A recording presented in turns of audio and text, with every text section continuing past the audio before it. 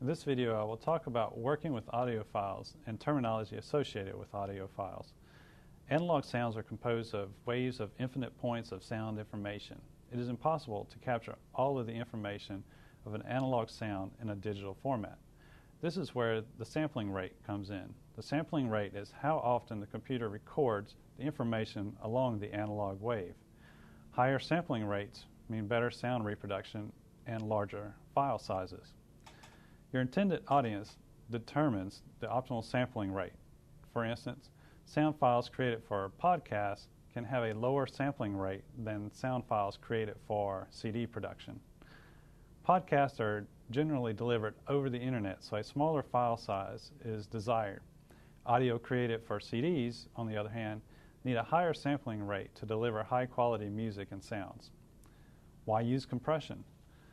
Sound file compression reduces the size of the file and allows you to store more audio files on your music devices.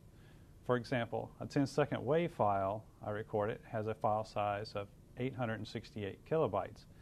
The same file in an MP3 format is only 158 kilobytes. Compressed files are on average 4 to 5 times smaller than a non-compressed file.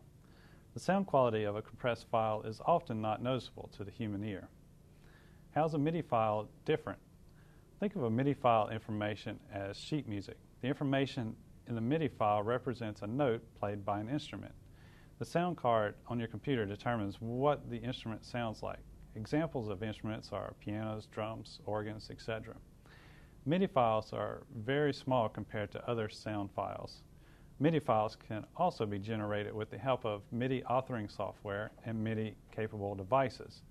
Most electronic keyboards have MIDI connections to connect to your computer.